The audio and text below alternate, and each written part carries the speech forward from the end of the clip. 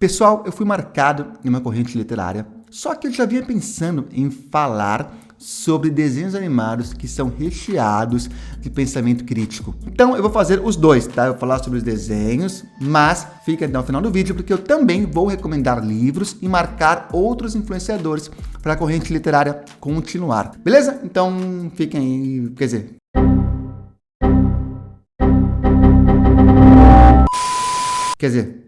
entra a vinheta.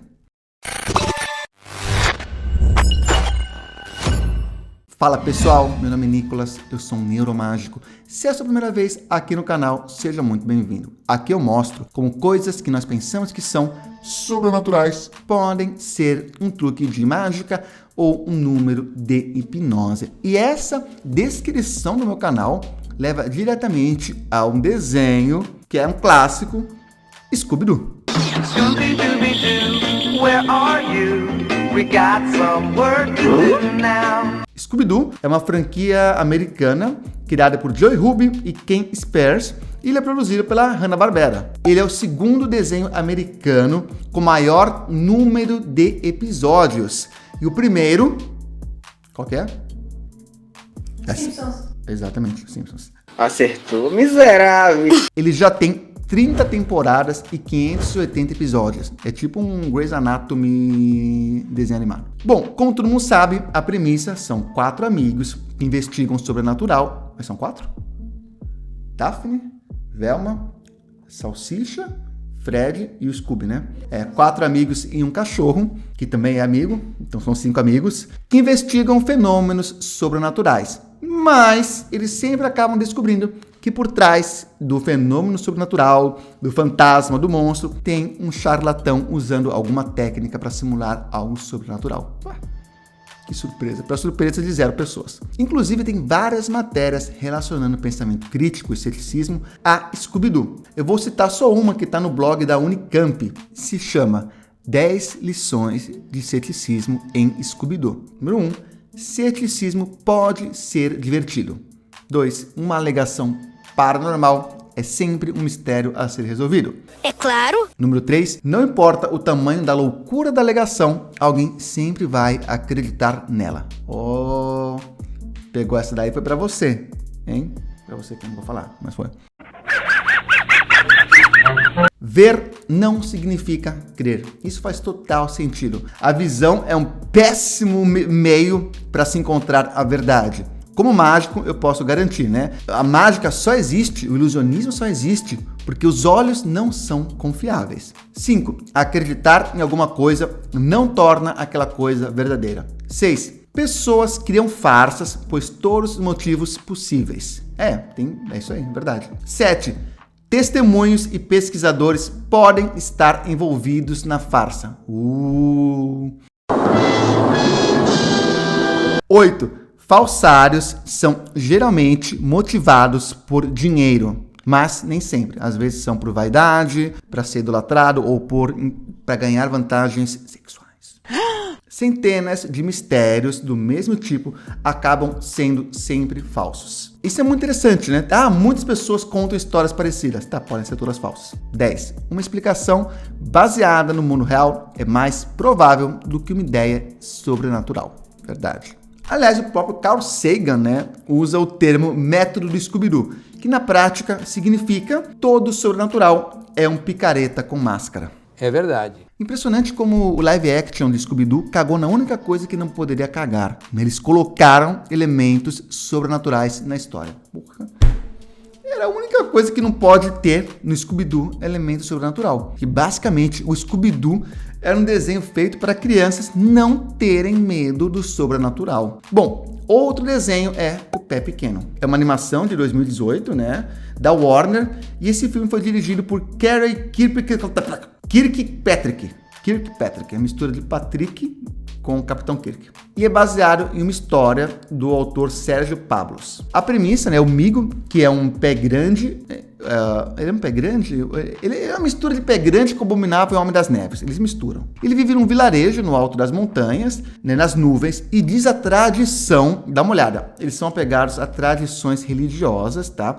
Essas tradições estão escritas em pedra, né? Como se fosse um livro sagrado para eles. Vamos pegando a referência. Toda essa tradição é o que rege eles de forma normativa e moral. Eles seguem tudo que está escrito nessas pedras, mesmo que não faça sentido. Por exemplo, a tradição diz que há 2 mamutes gigantes que sustentam os montes onde eles estão nas suas costas. E tem algumas regras malucas, como a necessidade todo dia, na mesma hora, de baterem um gongo para acordar o caracol mágico, que é o sol. E eles fazem isso todo dia. E ninguém se pergunta, mas se eu não tocar o gongo, será que o sol vai nascer do mesmo jeito? E a maioria deles seguem essas regras sem questionar. E o protagonista, o Migo, que aliás a voz é do Channing Tatum, o que ele faz? Ele acredita que existem os pés pequenos, que somos nós. Até que ele sai nessa busca, cético maldito, né? E ele encontra um pé pequeno e leva para lá. E as pessoas se recusam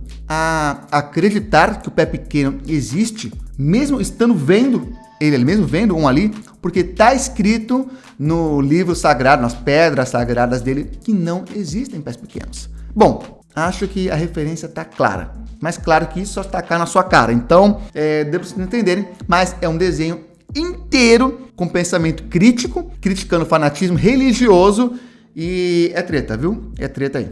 Bom, o terceiro esse daí é um ícone, Família Dinossauro, que aliás eu tô revendo. Você sabe, né, que apesar de ser a princípio um programa infantil, a Família Dinossauro tem críticas bem humoradas ao chamado estilo de vida americano, que na verdade é um estilo de vida do Ocidente de modo geral. Só que não é só isso.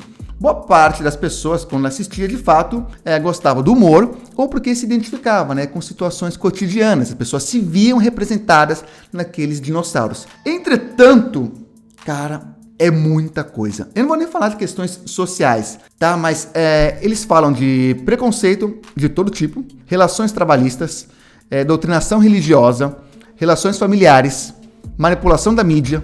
Lá diz que os dinossauros não evoluíram de formas de vidas inferiores, e sim que surgiram subitamente na Terra por mágica. É isso mesmo. Então como explica os ossos fossilizados que meu pai achou no nosso quintal? Minha querida, nós não tentamos explicar, não pensamos. E educadamente mudamos de assunto. Pra vocês terem uma ideia, no episódio 6 da primeira temporada, no episódio que o Baby aparece um chifre lá, é dito que o bebê que tivesse aquele chifre seria o Messias, o protegido deles. E aí eles vão no templo religioso, tá? E aí eles abrem o livro sagrado e falam assim, virá a criança iluminada e o pai será sábio e corajoso. Aí o Dino fica todo feliz, aí ele pega o liquid paper, apaga. O pai será um idiota. Veja, ele está reescrevendo o livro sagrado. Será que quiseram dizer que os livros sagrados tiveram interpolações humanas? Não, nós não vamos falar uma coisa dessa. É muita coragem falar isso. Não, lógico que não. No episódio 38, chamado O Mundo Redondo de Charlene tem a ideia, a teoria de que a Terra talvez seja esférica.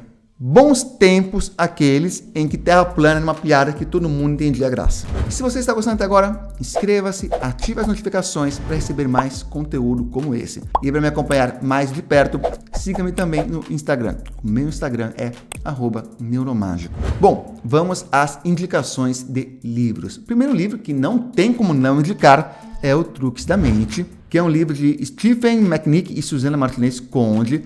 Eles são 2 neurocientistas. O que eles fizeram? Eles estudaram como que a mente reage durante um truque de mágica. E nisso você entende muito sobre enganos do dia a dia. Sim, esse livro foi a inspiração para a série que vocês devem conhecer, do Netflix, tá? Então esse daí é um livro doido, recomendo demais. Bom, o outro livro eu ainda estou lendo, chama Crenças Extraordinárias, do Peter Lamont, que é um psicólogo e ex-mágico, que fala sobre como as crenças no sobrenatural se formam. Já spoiler, ele diz que nós não sabemos lidar com algo que não conseguimos explicar. Ele usa truques de mágica para exemplificar isso. E o último livro que eu quero recomendar é Um Mágico Entre os Espíritos, do próprio Harry Houdini. Para quem não sabe, Harry Houdini foi provavelmente o primeiro caçador de charlatões midiático da história. Ele foi contemporâneo da origem do movimento espiritualista e ele era o cara que se contrapunha a eles. Inclusive, ele era muito amigo do Arthur Conan Doyle, que é o criador do Sherlock Holmes. Só que Arthur Conan Doyle era o cara que acreditava em qualquer coisa. Ele era como se fosse a Oprah da época dele. E o Houdini, o cético. E nesse livro fala muito sobre os médiuns daquela época. E várias coisas que aconteceram naquela época ainda acontecem hoje. Bom, tá aí a dica, né? Essas 3 recomendações. E agora é hora de eu marcar outros influenciadores. Beleza. Vou marcar a Lisa Guerra, a Ana Bonassa e o Felipe Menegotto. Estão aí os 3 marcados na corrente literária. Aguardo o vídeo de vocês. E é impressionante como alguns desenhos desenvolvem mais o pensamento crítico do que documentários.